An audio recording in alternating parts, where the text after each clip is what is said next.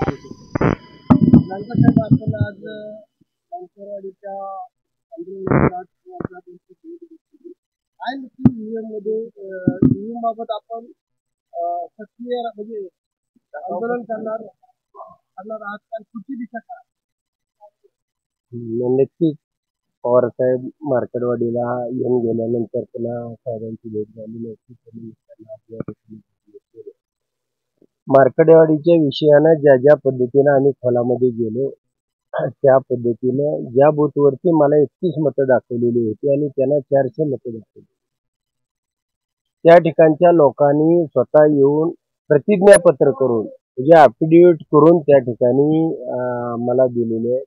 मी निवडणूक आयोगाकडे येणाऱ्या 4 दिवसामध्ये राहुल गांधी आहेत, पवार साहेब आहेत, निवडणूक आयोगाकडे आम्ही जाणार आहोत आणि त्यांना ही सगळी प्रक्रिया दाखवणार आहोत. शिवाय यामध्ये जी गडबड केलेली आहे त्यांनी, जी मशीनमध्ये कंट्रोल बॉक्समध्ये गडबड करतात, पण टेक्निकली आम्हाला ते समजून येते.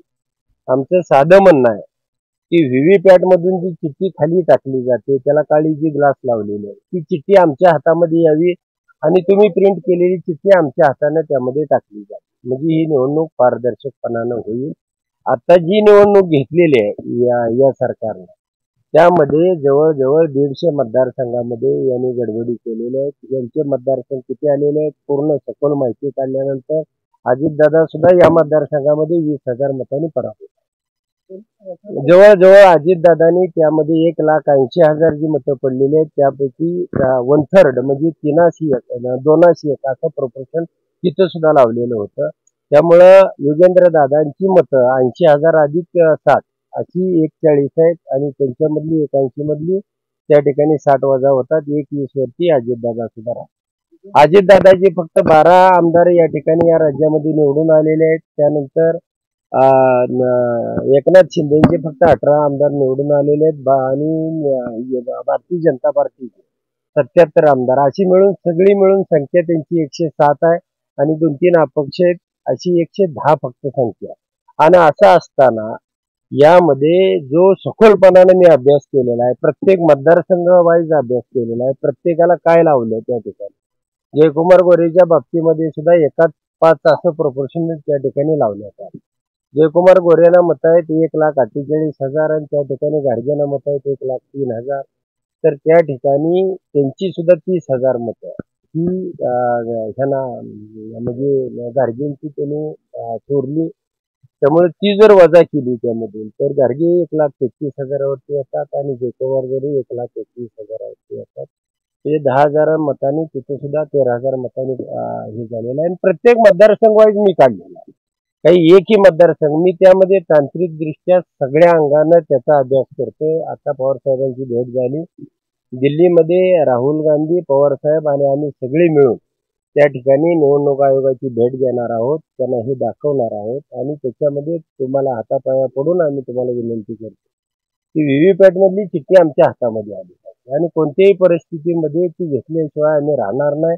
या सरकारनं राजीनामा दिला पाहिजे. तुम्ही देत नसाल तर त्या माळशिरसमध्ये मी राजीनामा द्यायला तयार आहे. त्या ठिकाणी पोटनिवडणूक ही घेतली पाहिजे आणि पोटनिवडणूक घेऊन आज तुमचं सरकार आहे, तुम्हाला काल 1,08,000 मतं आम्हाला बघायचं आहे त्या तालुक्यामध्ये तुम्हाला 20,000 मतं आहेत का? सरकार असल्यानंतर 1,40 मतं होतात, 50 होतील.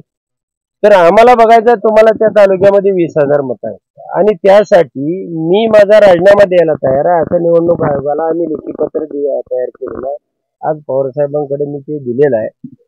साधारणपणे उद्धवजी ठाकरे 5 तारखेला 6 तारखेला मार्केटवाडीला येणार आहेत. त्यानंतर पवार साहेब राहुलजींची बसून घेतो म्हणले आणि त्या ठिकाणी जाऊन आम्ही हे सगळं करणार आहे आणि ते निवडणूक आयोगानं नाही ऐकलं.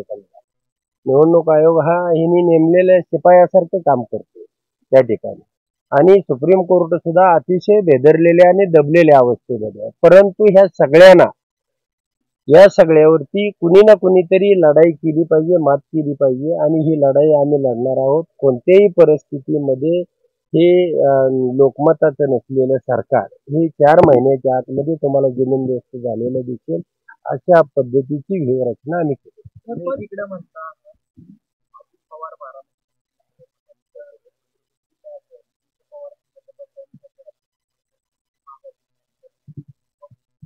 नाही तुम्हाला पराभव मान्य केला असं मला वाटतं. त्या बाबतीमध्ये योगेंद्र दादांबरोबर माझी चर्चा झाली, पवार साहेबांबरोबरही झाली. व्हीव्हीपॅट मधली संख्या, पहिलं मत आपण बटन दाबल्यानंतर ते कंट्रोल बॉक्सला जात होतं, आता बटन दाबल्यानंतर ते पहिल्यांदा व्हीव्हीपॅटला जातं. व्हीव्हीपॅट मधून कशा पद्धतीने चिठ्ठी छापली जाते, साधारणपणे पहिल्यांदा कुणी केला, समजा घड्याळाच्या बटन दाबलं, घड्याळाचं बटन दाबल्यानंतर तुम्हाला घड्याळाची चिठ्ठी दिसते, त्या ठिकाणी लाईट लागली जाते आतमध्ये, आणि ती जी काच आहे ती हिची आहे, गॉगल ग्लास आहे. त्यानंतर तुम्ही ह्याला तुतारी वाजवणाऱ्या माणसाला मत द्यायला 4 लोक बरोबर गेली, 4ही मतं टाकली. पहिल्या माणसाची जी चिठ्ठी छापलेली आहे ती तशीच ठेवली जाते. दुसरा आल्यानंतर फक्त लाईट लावून दाखवली जाते की तुम्हाला कन्फर्म वाटतं की आपलंच ते हे आहे. म्हणजे व्हीव्हीपॅट हे फसवणुकीचं साधन आहे. त्यामुळे कोणत्याही परिस्थितीमध्ये या योगेंद्र दादांनी काय माघार घेतलेली नाही. व्हीव्हीपॅटच्या चिठ्ठ्या आणि इकडे कंट्रोल बॉक्स मध्ये दाखवलेला डिस्प्ले हा सारखाच असतो, त्यामधून काही निघणार नाही. त्यामुळं पैसे वाया घालवण्यापेक्षा त्यातून आणि कुणाचंच निघणार नाही, सगळ्यांनी आम्ही पैसे भरले, त्यामधून काही निघत नाही. आम्ही त्याच्याही पुढे गेलोय, आणि त्यामुळं ती एक स्टेप आमची माघारीची असली तर 100 पटीने आम्ही पुढे गेलो. सरकारचं झालेली आहे, अजून आरोपी